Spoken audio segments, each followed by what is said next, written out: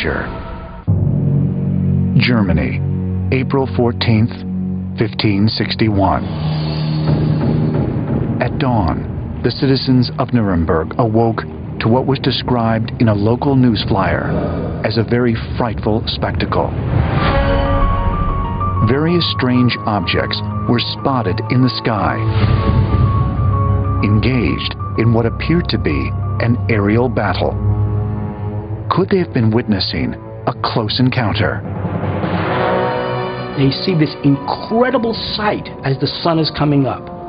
They see what they describe as cigar-shaped objects, circles in the air, and crosses, flying crosses. And suddenly, these shapes began emitting other shapes. The spheres and discs were seen for a long time as they apparently were fighting in some kind of a battle over the city.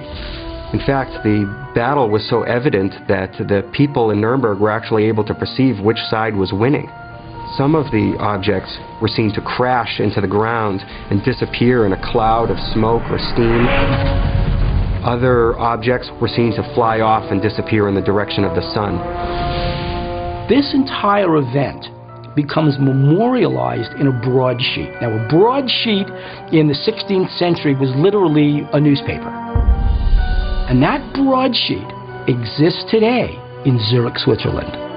The Zurich Central Library to this day retains a copy not only of the famous woodcut that shows the 1561 sighting over Nuremberg, but also a 1566 woodcut showing a sighting from that year that was quite similar in Basel, Switzerland. What's fascinating is it's a very similar event. People saw a bunch of circles in the air. In fact, a proliferation of circles in the air. They didn't necessarily interpret that as a battle in the air, but they did interpret it as some kind of heavenly sign.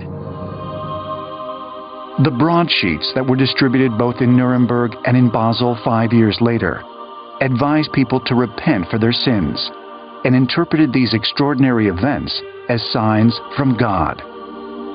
In all time, everything paranormal, extra, ordinary, belongs to realm of divinity, of God. God's doing this. God is punishing us. God is blessing us. Go repent, go to church. It's interesting to read the Nuremberg description because it is written with religious iconography in mind. They talk about crosses seen in the sky on the previous day during that sighting.